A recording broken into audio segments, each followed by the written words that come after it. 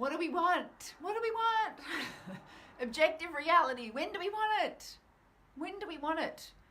When are we going to get it? When are we ever going to get objective reality? In fact, well, maybe let's define what the hell is objective reality and why am I even talking about it?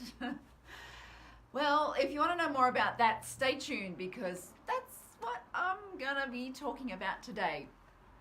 Hi, I am Kylie Ansett. I am the Alignment Whisperer. I am a life coach and guide to seekers of alignment, those who are looking to connect with their inner brilliance. My belief is that you and all of my clients have the innate wisdom to answer all of your own problems and questions and everything from what is objective reality to anything else you might imagine. And my job is to kind of tease that out and ask the questions that help you connect with that answer. So I'm coming to you from beautiful Sydney, Australia, and this is your daily dose of alignment. Okay, reality is the topic of the day. And you know, the other half of reality is perception, and the other half of objective and subjective reality is perception.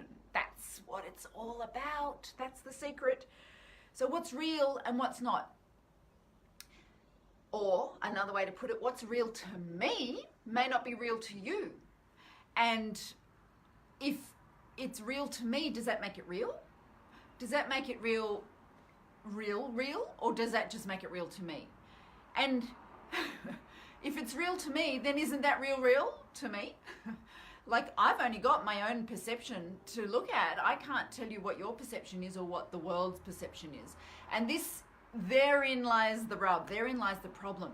So objective reality versus subjective reality. Now, I get those two mixed up, so let me just try and get it clear so that when I explain it to you, at least I have it right. So subjective reality means that it is, yes, there we go, determined on the subject being me or you or someone else, which means it changes with every subject. That's right, I think, yes. So it means that, look, this is where I think that the jury system, the court system is hilarious because everyone has a different perception of something that happens. And if you have 12 people who are deciding, they have to have the same opinion, they're not. No two people could ever see things in exactly the same way. No two people could not bring their own subjectivity which means all the filters through which they see and perceive and understand and believe things. So that is my idea of subjective reality, and I think that we all live in our own subjective reality. We all believe the world is the way we see it. And sometimes we have experiences like, for example, going to another country with a radically different culture. That can be a real shock to our understanding of reality, right? Have you ever done that? Have you ever been to somewhere like India or Nepal is somewhere I've been a few times, and the first time you go there, you're just like, okay, like I've seen it on TV, but this is a different reality, and it shows that what was my reality was just a very small sort of sliver of how I lived my life. And clearly someone who lives in such a radically different culture is going to have a different take on everything, right? On everything. So that's kind of the beauty of that. And that's why often when people travel, it really does open their eyes up to not just a different culture, but to, well, you know what? If things are that different, then probably everything that I thought was real and solid and, that was objective reality, as in it doesn't change, it just is what it is, then, it opens their eyes to that's probably not true. Have you ever had that experience where you've had a radically confronting sort of like, okay, that what I thought was the way things are is not the way they are, and it kind of shakes you, right? Yes, it shakes the way you feel about things, and you have to reassess everything, and you kind of look back over your life and you sort of reassess like everything. Well, if I was wrong about that, then what else have I been wrong about? Like it's shocking and shaking in a good way. It's a good way because when we believe that our subjective reality is actually the only reality, it closes us down to possibilities. And that's what me, as a life coach, as someone who helps people see the potential and the possibilities that they weren't able to see, that's what I'm all about. I'm all about changing perceptions, which then go and change your reality. And look, here's a really good example of this. A client of mine, this happened a few years ago. Her husband was in a very bad car accident, which according to, the powers that be, he was never going to walk again. That was it. He was done. Like whatever he'd broken and damaged and so on.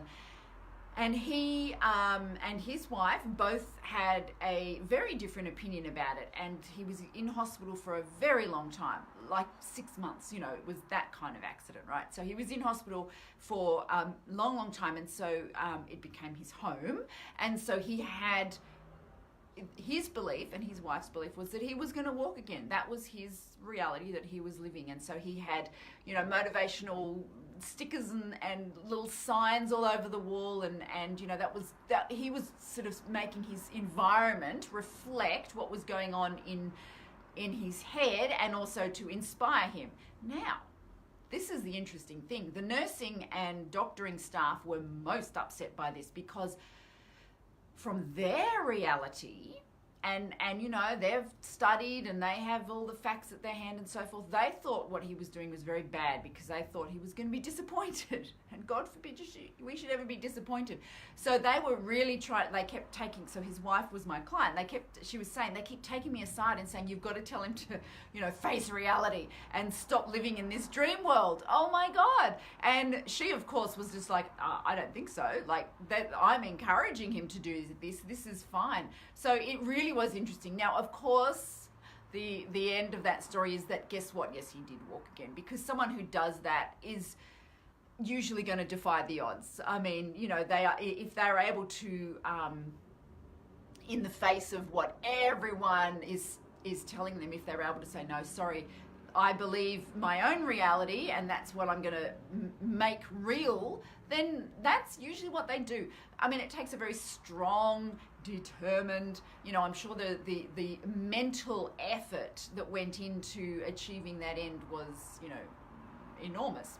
But that's how these things play out. So I was really interested to see that, and I'm sure you have heard of people who've done similar things. But what I want to know is, like, who's right? See, if we think that there is a reality that's real, and then everyone's got their own version of it, but what I am sort of putting out there at this point is that there is no objective reality, it's all subjective reality.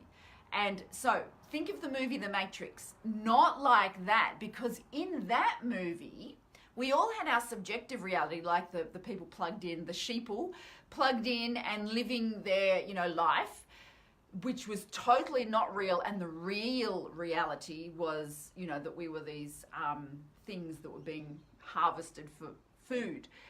But not like that, because that might be the reality for you if that's the reality you choose to step into. Now, I know it's really hard, because what it ends up doing is it puts you on the edge of, like, am I losing my mind? Because if really it's all up to you and the choices are all yours, well, where does that put things? Where does that leave you? Where does that... What responsibility does that give you? I mean, I find that a fascinating and absolutely, never-ending question to ask, and maybe to never answer, but to keep asking it and just see where it gets me. Because, if nothing else, the asking of the question is just opening up, expanding the possibilities of what is reality. So that was kind of like a pretty, kind of esoteric discussion about things, but, I do find it hilarious. I mean, I'm sure you've seen little memes and stuff about, there's a beautiful one of, like looking at an object from this perspective and it looks like a cross, but from that perspective it looks like a circle. I guess that is a pictorial way of describing this, that two people can be looking at the exact same thing and see and experience and believe, way more important, believe a very different thing. And I'm sure we've all done it, where we've had discussions with our loved ones where we're like, no, this is the way it was. And they're like, no, that's the way it was. And we're like, were you even in that room when I said that thing? And they're like, were you even in that room? I know you've had those discussions.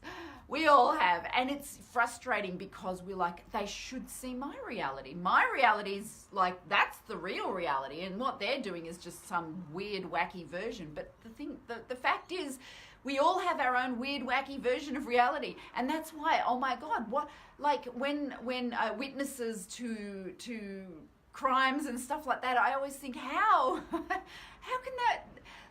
can that ever be trusted?